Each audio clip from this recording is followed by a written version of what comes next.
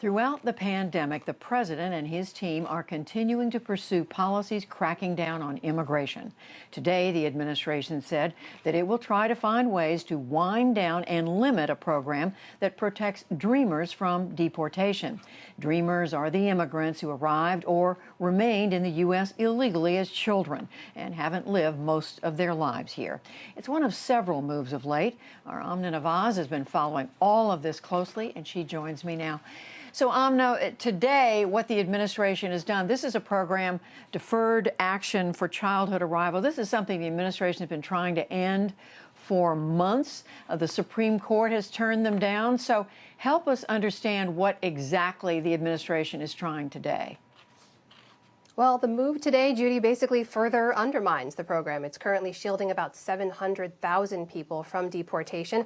The Trump administration announced today it will no longer accept new applications for that DACA program. It's going to limit renewals for 1 year rather than the 2-year standard. All of this, it said, while it quote unquote reviews the program. Now, you mentioned the Supreme Court had said the Trump administration can't end the DACA program. It's not because they thought the president doesn't have the authority to do it. It's just they didn't agree with the way that they were going about doing it. So that left the door open for the administration to try again. Today's move makes it seem like the president is not done trying. So, Judy, most people I talked to today said there are sure to be more legal challenges ahead.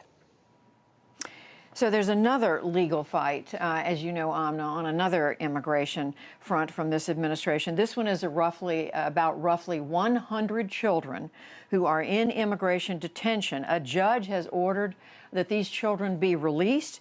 The deadline for that to happen was last night. Tell us what the latest is. That's right, Judy. So those 100 or so children are held in what's called family residential centers. Those are run by ICE. There's 3 of them across both Texas and Pennsylvania. They're federal immigration detention. And the judge did order those children to be released because the law says kids shouldn't be in those facilities longer than 20 days. Most of those children have been there much longer. But the judge's order did not extend to the parents, and therein lies the problem. So ICE officials are now presenting parents with a choice. They're saying, sign a consent form, waive your child's rights, and remain together in federal detention, or voluntarily separate. Allow us to take your child, place that child with a family member or a sponsor family or government custody. Critics are now calling this Family Separation 2.0. Now, I did ask ICE for a response to all of this and to that legal deadline from the judge they appeared to have missed, and this is what they said. We're unable to comment due to ongoing litigation. However, the most recent decision from that judge paves the way for the parties to continue to dialogue in anticipation of providing an update to the district court by August 5th. So, Judy, it looks like they are working with the judge to try to get more time to try to figure out how to handle those kids' cases and not release the families together, which they really don't want to do. Judy? Such a concerning report, and Amna, still another concerning report. This one, first reported by the Associated Press, has to do with unaccompanied children being kept in hotels along the border. How is the, obviously there was pushback. What's the administration saying now? So, Judy, what typically happens when kids come into custody is they're transferred over to the government agency responsible for the care and custody of migrant children. They have medical and legal and educational resources.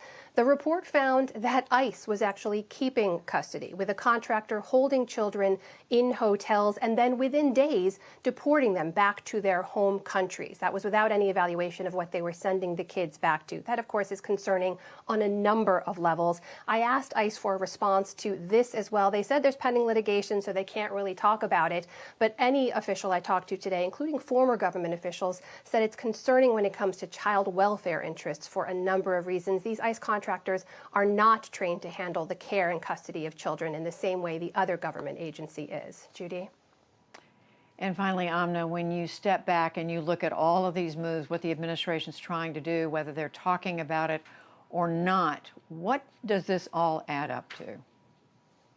Judy, it's all in keeping with the president's ongoing efforts to limit immigration, both illegal and legal. I think most people are struck, however, by the fact that children have typically been the exception, that any child seeking safe haven in the U.S. has been granted that, and that's no longer the case. I actually spoke to a former senior ICE official, a man named Andrew Lorenzen Strait, who left the administration just about a year ago. He called the decision to house kids in hotels without due process abhorrent. He said there are are other ways that families in detention can be released together and still comply with the law. He said in his time in the office, they worked to make sure they were enforcing the nation's immigration laws, but maintaining humanitarian standards. And Judy, he told me this seemingly went out the door with the current administration. Judy? So many important pieces of this story. One of those stories that hasn't gotten a lot of attention because of the pandemic and so much else going on. Really important to be following this. Amna, thank you. Thanks, Judy.